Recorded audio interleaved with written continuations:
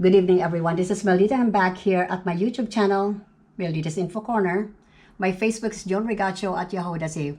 Okay, so we are back.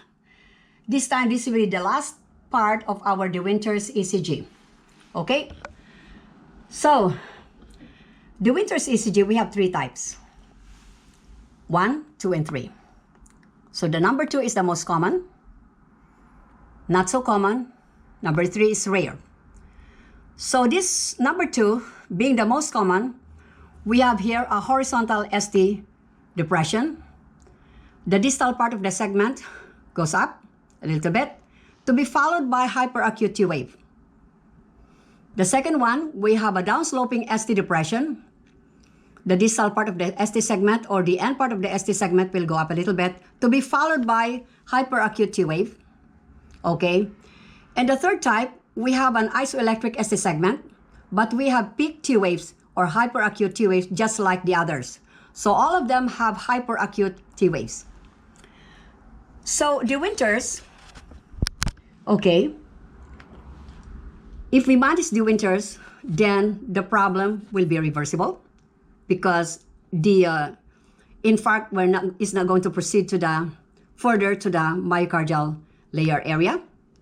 And if we stayed longer before the treatment, we're going to end up being STEMI. So we don't want the thing to happen. Okay. So we have 3 ECGs in here. ECG number 1. So using the number 2 type, we have horizontal. So we have here a patient with chest pain. The ECG is the WINTER'S anterior, reflective of an LAD or left anterior descending blockage, usually 90%. And we have here, if you see that one, we have here a horizontal ST depression and hyperacute T waves. So a stent was inserted, and this is what we see. The ST, okay, the ST horizontal ST depression is gone.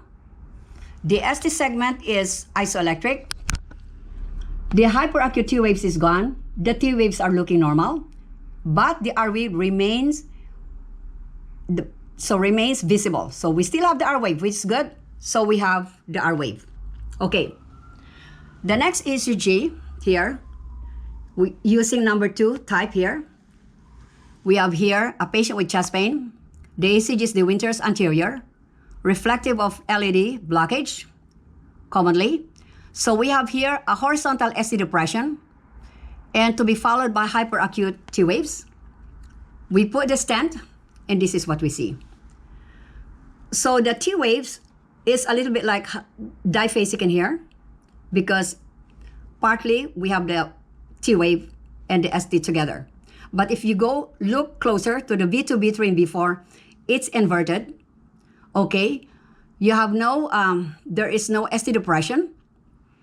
There's no ST depression here. There's just probably minimal elevation here, but there's no ST depression. And then the T waves are deeper. So probably this presentation here is a little bit late. A little bit. But you have an R wave, which is good. Now let's take a look closer at the third ECG, the second ECG here, which is much better. So we have here these smaller inverted T waves. Okay. The R waves remain. And then the STs are now isoelectric. So that's very good. Okay. Proceeding to ECG number 3. Using this type 1, we have a downsloping ST depression followed by hyperacute T waves. Okay, so lead V2, V3, and V4. Chest pain is a problem. The WINTER'S is the ECG anteriorly. Again, suggestive, mostly LAD blockage in here. Okay, so a stent was inserted, and this is what we see. It's a very good one too. So here, V2, V3, V4, the hyperacute T waves are gone. The T waves are looking normal. There's no ST depression. The ST depression are almost isoelectric, but you have the R wave. So we have the R wave. So ECG number 1 has an R wave. ECG number 2 has an R wave. ECG number 3 has an R wave. So the significance of that is we have no myocardial injury. Okay. So what happened if we delay the treatment of the WINTER'S? If we delay the WINTER'S treatment, let's say it takes a little bit time to decide for the patient to go to the hospital, or it could be the place where they went, there's no cath lab available or something like everything can possibly happen. So there's a delay. So here we go. By the time the patient will get into the cath lab, there is already a conversion of the Winters to STEMI. So there we go.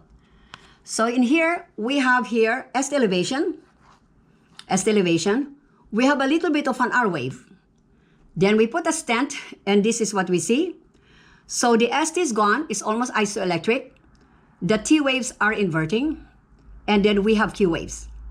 So if you have Q waves, that means we have myocardial injury. The deeper the Q waves or the QS waves means that it's probably more, there's more probably involvement in the infarction.